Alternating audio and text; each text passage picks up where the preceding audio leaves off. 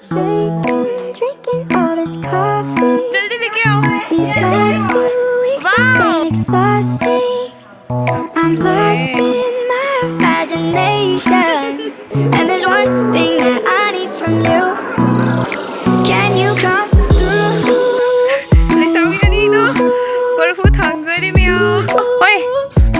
Yan daw. Kasi Chwdre ba? Singju And there's one thing that I need from you.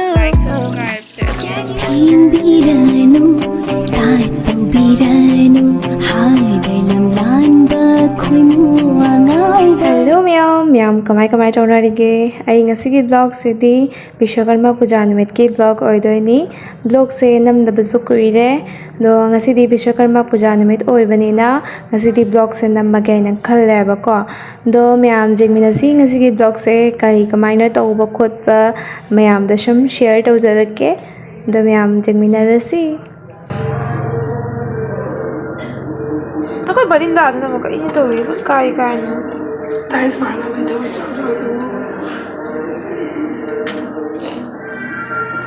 Ma'am जुमदगी चथो खुतोक पजामना तौबा निना खुसु लाई से निंग दबा जादे को दोना खुसु जुमना दुम लाई मचा पिकतकना दुम तौरगा लेपचई दो चाना हजे खैरुक से फजना चामना कोतना लोरे दो खुसु जे लाई खोरमनी जुमदा हाना दुलरगा अते अते चटकनी मैम सुम जिंगलक के ma'am जिंगमिना सिको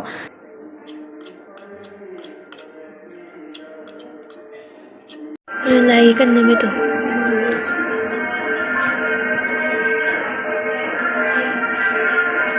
Ito thuk lore sister khoi gari jana ngarang lujabi na lore gari je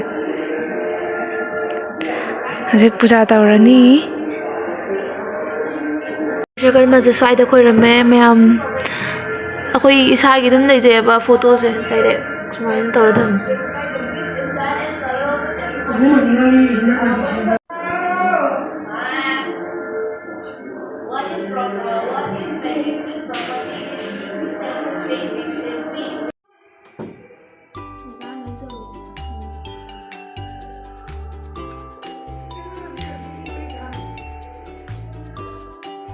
Mấy cái đấy ra đây đấy nhỉ? Ăn đi. Anh ấy cũng mấy tháng mà tầm. Anh ta rất ăn. Ăn đi. Thuốc ăn không về.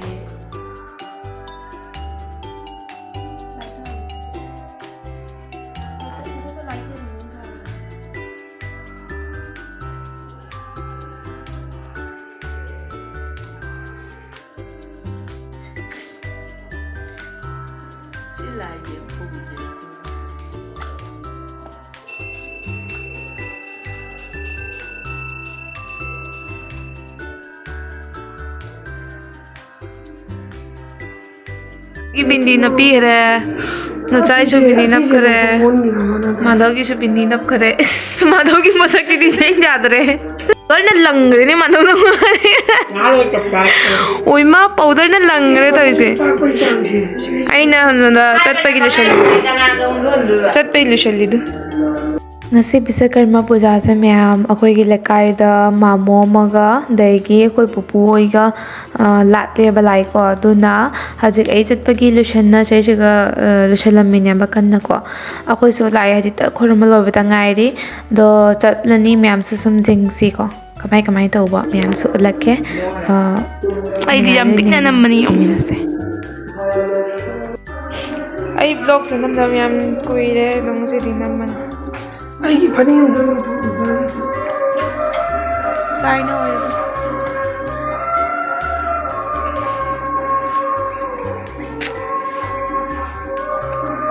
Kucing nggak salah lagi trek dong. Siapa tuh trek ki?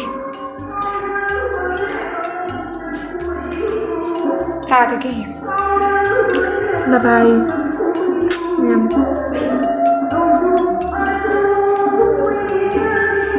Tu si biscuit se yung ne, ma'am कुछ बनी सी biscuit से हजिकती जम फंगंदा बने थाइना मांगी biscuit तो नहीं ठीक है तौरा चारा तौरा था अन्य हजिक उसी की होइना चारा चरी में test तौबई मुकम लाक्सदे ngakang sida Kung gano no, puja tong tabi kari do.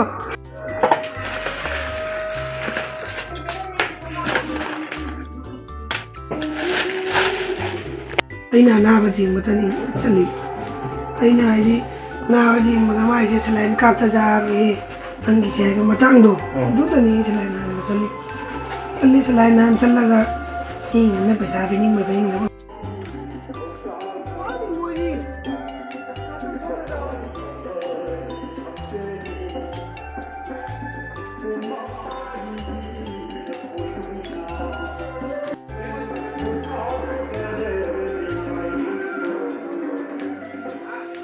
Oi da lai kar malai ba do sabji sem balo hau dei tau no hinang sem balo re miam na ni ne da jang lo na ni ne ko bi soi background da myam sei sakpani na ai copyright char drai na voice over ona tauzare do khoi je se jiga hinjang kan na sem na kon tor mane ba do moi se je mi jam lak na dre ba do ni ne hoi ga do char ga moi kan na hinjang na pi soi na ko na tore ai sung hak soi ba jaw bi ram me myam moi gi se sinju ngau thong dai khechi tauraga taudoi ne lai ko ram bai se do moi ai ngasai dai gi tong loi ra bani na hajik ma moi tu sung hak chalu ge na toramine do moi se je loi dre ba ko do ma moi do na chatla ga mu jing ora se kamai kamai tau ba amo sana ai dai ba je tu moi gi hero si ma mi ba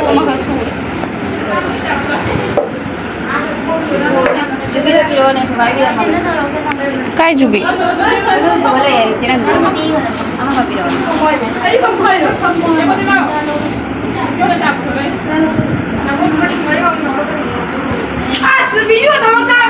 summer सापड़ो समर चाचा जल्दी लेके आओ wow कोई लिसाबी से हम चावल में तो इसे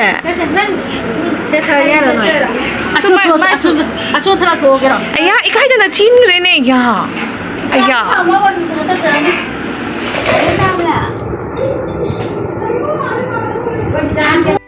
kalian ngana ti kicik kijin tel haugen kaya kijida lo mga pagin hen na gua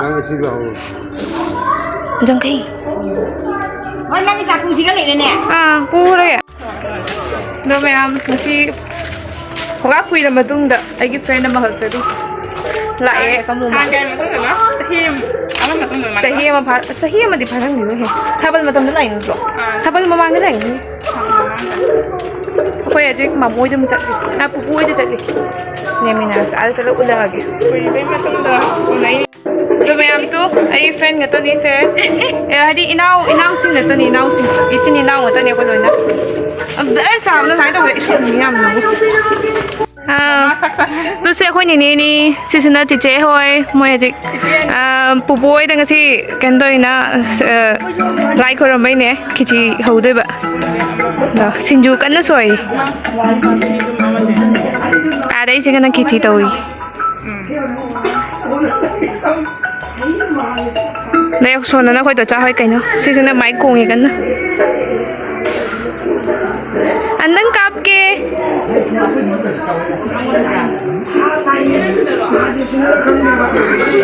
xí cái nó la xem nơi đi la chập nơi đi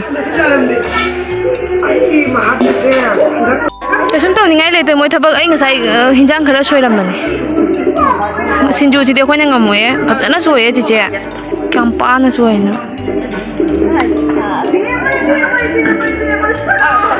mami ना जानी मोई से मसा को तरीका है बने नहीं समर बेटा समर को वीडियो लेने में बहुत मजा आता है दिखाओ इस लुंगी लगा लिया आज तो समर ने ओए इसे मो हजी ट्रेंडिंग ले बदो ठुमक की दो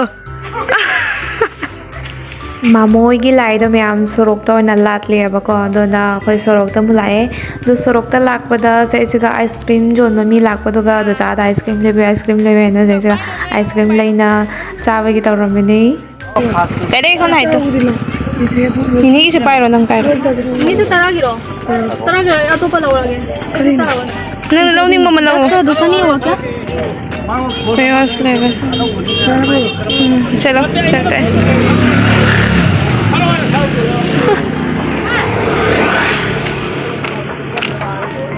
मैं नीचे मांगने चले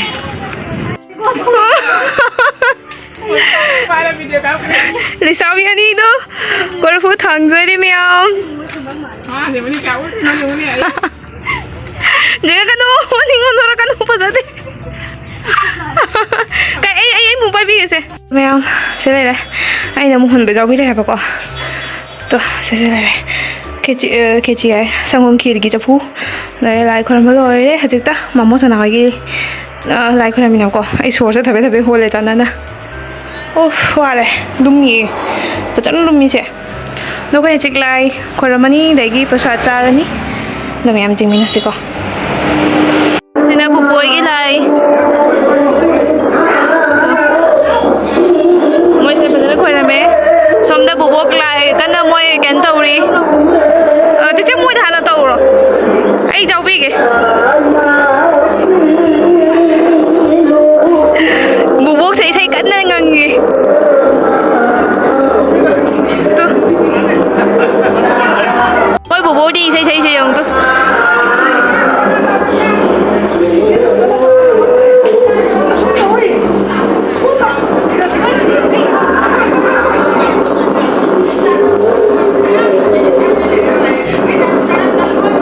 Mấy cái chuyện bao hầu đấy, sẽ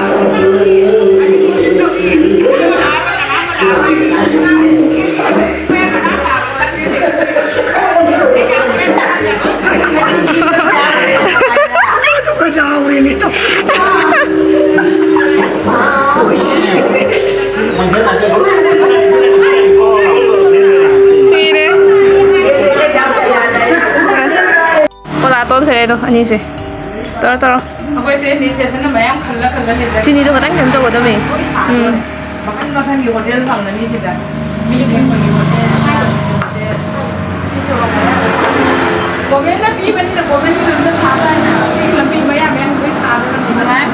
Sangum na lo đấy chị đi lại là phải rất là lâu lo đấy sangum na Tanggati. Manigi bubuk lagi na udah deh. Udah. Ako pamawa do, ngasay pamawa do. Masa pwede. Lao.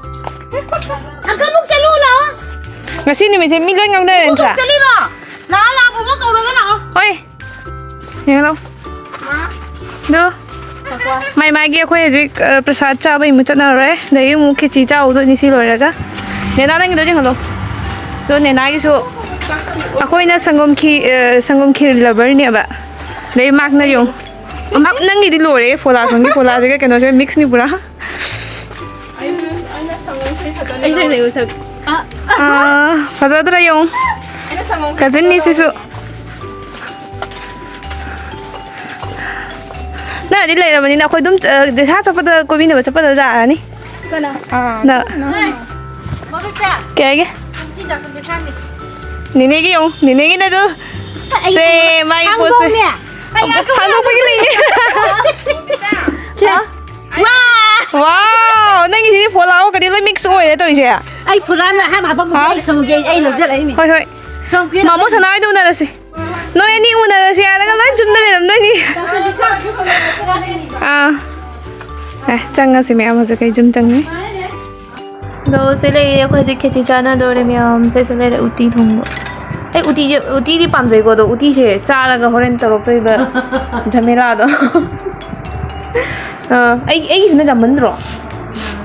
Jam de kam sai. Hello. Sa si cha ba hor se ma'am. Sana na hang ra bani. Kai na hain de je. Acha.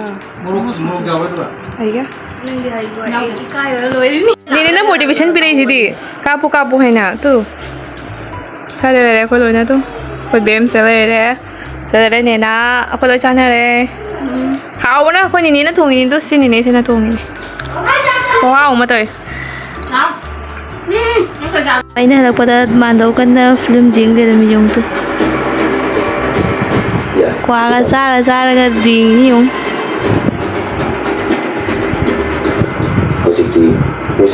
Ay miss nusi biing iba. Ako yung ginawa mo.